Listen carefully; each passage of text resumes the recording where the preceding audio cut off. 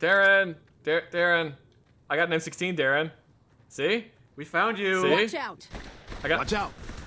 Oh, we're being attacked, are we? I thought they actually got mad at me for pointing guns at them. I like how that one woman just ran. Oh! Oh, no, my cover exploded.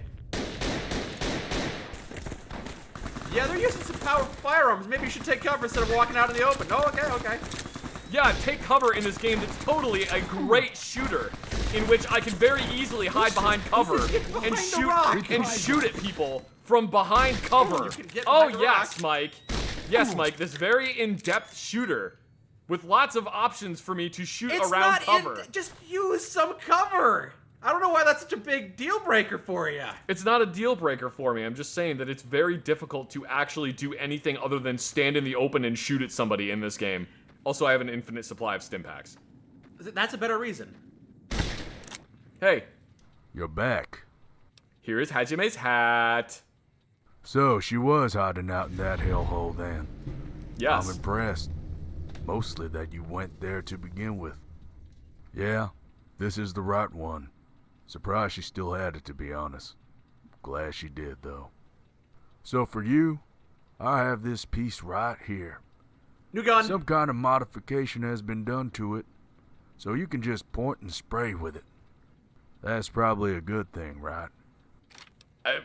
Because your aim is terrible, so this gun is going to be useful for Yeah, it's definitely that. you. Nevermore.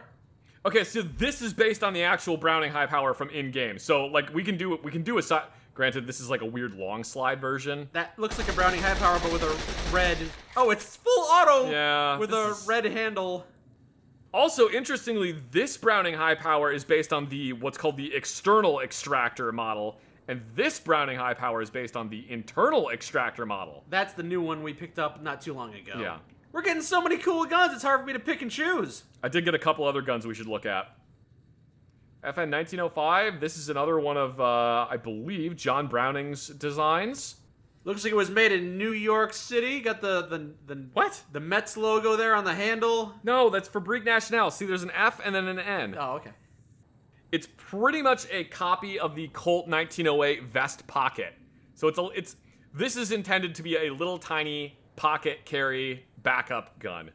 Interesting fact about 25 ACP is it was designed by John Browning to be ballistically identical to 22 long rifle, but not be a rimfire cartridge.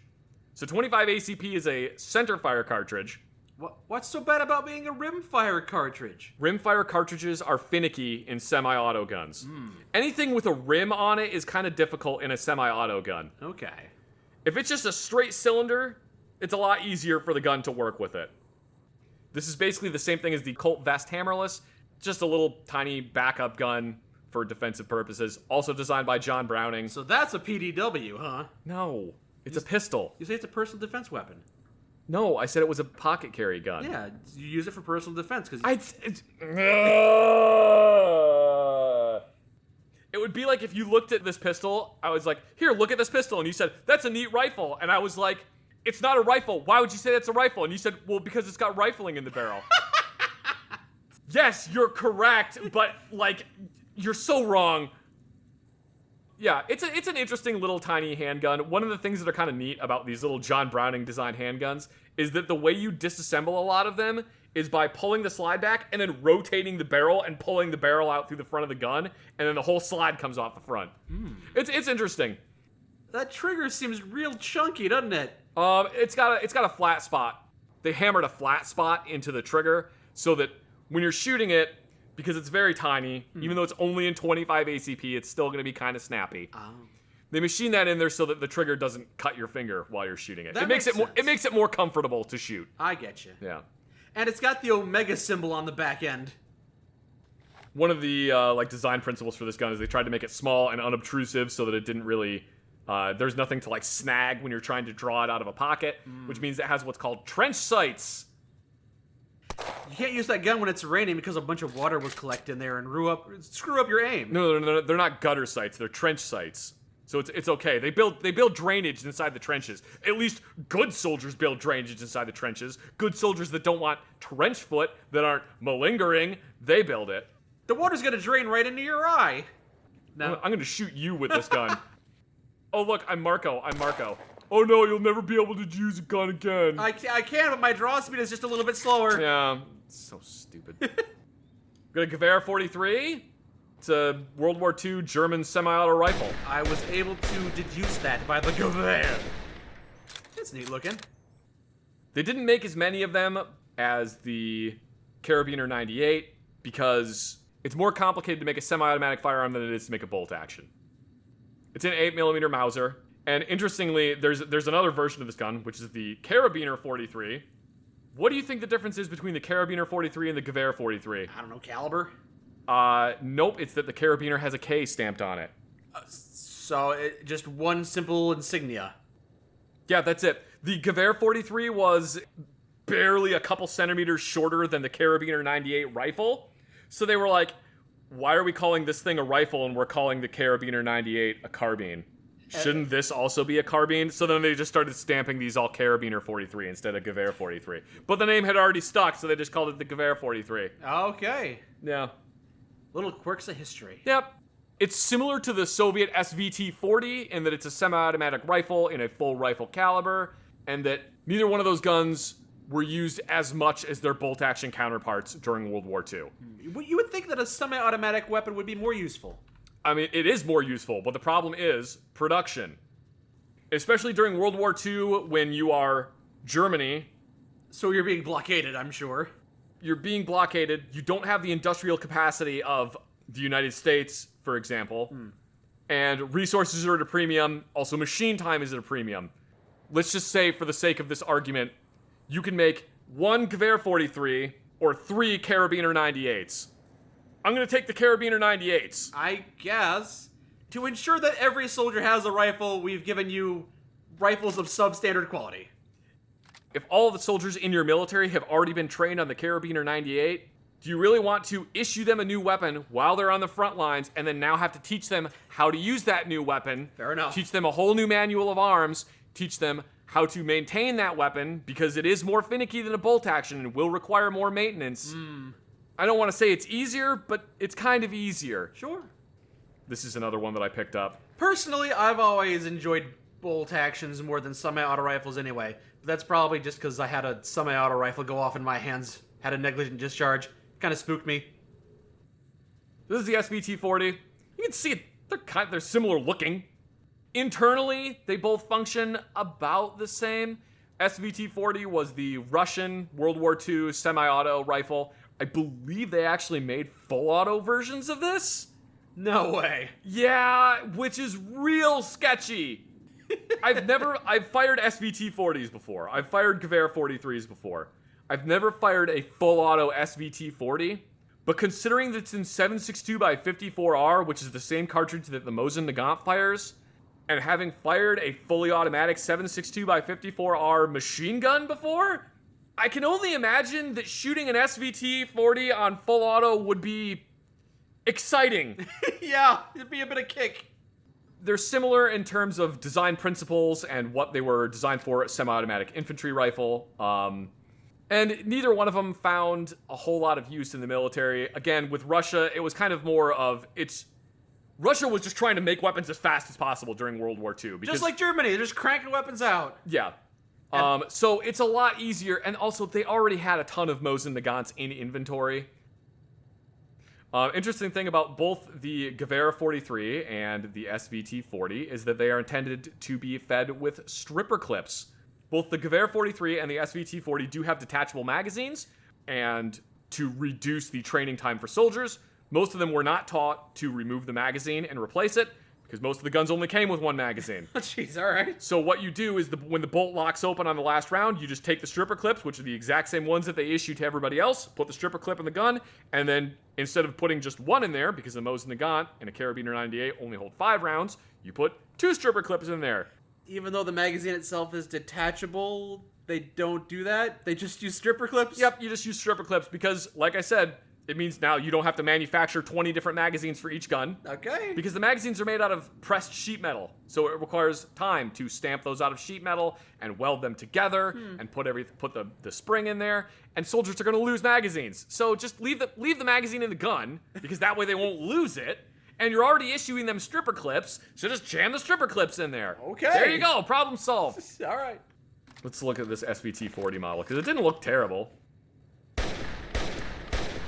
Pow, pow. I will say that the actual that reload cycle is a little weird.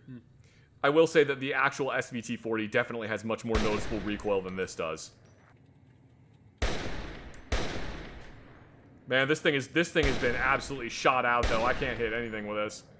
That's like a 100-yard shot I should be able to make. Well, you just got that gun and haven't zeroed it yet. There we go. I jokingly like to refer to the Glock 17 as the gun brand gun. Not to be too mean, but the Glock 17 looks like the gun a child drew in 4th grade. I won't fault you for that because it does. It's literally just a square with a grip on it. It's a rectangle with a handle. Yup. Oh, we got a USP. USP's good. Yeah, USP's cool. I want to talk about the USP at great length, but I don't have all the other different HK guns to compare it to. It's in depth. I really do like the USP though. It's like one of my favorite semi-automatic handguns. I wish HK would update this thing. I really do. And to be fair, HK has technically updated it in the P30, but like it's not. It doesn't look like the USP though. What's really interesting to me, I'm going off on a fucking tangent here. What's really interesting to me, if you take all of HK's handguns, like starting from the USP until the P30 VP9, which are like their two most current ones. If you take all their handguns and lay them out in a line, one next to each other, you can actually trace where each gun takes one or two features of the gun that came before it, and then make some other changes to it. So you start with like the USP, right? Mm-hmm. You start with the USP, and then you go from the USP to like the P2000. And when you go from the USP to the P2000, the slide has basically the same profile. It's got that really sharp cutout on the slide of it. But instead of being these sharp angles, they made it more curved. They also added a Picatinny rail to the front of the P2000 instead of what the USP has, which is what's called the Universal Accessory Rail. I don't like it. No. You can't really attach. There's like two flashlights that attach to the USP, and both of them suck. And then when you go from the P2000 to like the HK45, you see that they kind of took the way the grip looks. They changed it just a little bit. And then they also change the way the slide looks just a little bit. And every single time you go from one to the next one, to the next one, to the next one, you can see these little changes to the point that when you get to the P30, which is like their most current hammer-fired semi-automatic handgun, when you look at a P30, you can see the influences of the USP in a P30. Mm-hmm. But at face value, they don't look at all similar. In this game, this USP is in 10 mil, which they never actually made a USP in 10 mil. I am aware that a couple people have made goofy conversions of a USP to 10 millimeter, and as far as I know, the only way that they've been able to do that is by buying a USP in 40 Smith & Wesson and then converting it to take STI 2011 magazines, which is so just insanely weird to me. The USP was designed at the same time H&K was working on the Mark 23, or the Offensive Weapons System program, which is what the Mark 23 comes from. They were working on the Offensive Weapons program, and they started designing the USP at the same time or slightly after the Offensive Weapons program. And the USP was designed from the outset to be a 40 Smith & Wesson handgun, which 40 Smith & Wesson means that you need a much beefier system in general to deal with it. You need a stronger recoil spring. You generally need a much thicker slide to be able to handle the recoil of it. Usually your barrel profile's got to be a little bit thicker, especially at the time, which was the late 90s, early 2000s when they were designing this gun. Metallurgy has advanced a lot in the last 30 years. Oh my. Yeah. Oh my god. Yeah. I'm old. I think of the 90s and the early 2000s as happening like 20 years ago. Like 5 years ago. But no, it was 30 years ago. Anyway, so it was originally designed to be a 40 Smith & Wesson handgun, which is really interesting because then that meant when they had the USP and they wanted to make it in other calibers, it was very easy to make it in 9mm because that basically meant all you had to do was just change the profile of the slide at the breech face a little tiny bit, drop a new barrel in there, change the weight of the recoil spring, you are all set. This is one of the things that I think was really smart about it, was by designing it in 40 Smith & Wesson first, it meant less work down the road later, because other companies, when they design a handgun and then they go, oh, we want to make this in 40 Smith & Wesson or 357 SIG or any other higher powered caliber, you now have to beef up everything on the gun. They designed this gun from the outset to be a gun that could be used by military, police, civilians, anybody. Anybody could use this gun. It would be a great handgun for whatever you need, whether you wanted it to be a service pistol, concealed handgun, target handgun. There's like 10 different versions you can get this gun in. All I want HK to do is put a Picatinny rail right there. That's it. Because currently, your only option is to buy an aftermarket rail, which bolts onto the front, and there's a few companies that make those. Most of them are crap. They are not very good. And then, when you put a rail on the front of it, nobody makes a holster for that. I wish that they would just modify this one, but like H&K, they're not going to listen to me. They're not going to listen to anybody. They get fat government contracts. They hate you. They don't want your money. Also, HK hates all of us because they won't give me a civilian MP7. They don't hate me. No, they hate you. They don't even know who you are and they hate you. Well, I like them. Maybe they hate... I know, I like their guns too. That's why I want them to give me a civilian MP7. Just give me an MP7. Maybe they hate me because they haven't met me yet. Oh, I just realized this is an earlier USP. This is a 2004, I think. The only reason I know that is because this hammer, it doesn't have rubber on it. Mm-hmm. It's just a solid metal hammer, and they stopped doing that in the early 2000s. Neat trivia thing. I'm an HK fanboy in recovery. I love H&K's guns. I think they're amazing. But, man, H&K makes some dumb decisions that I don't like, and their guns are very, very expensive. I will admit that they have problems. I fully will admit that, but, you know, I still really like HK's guns.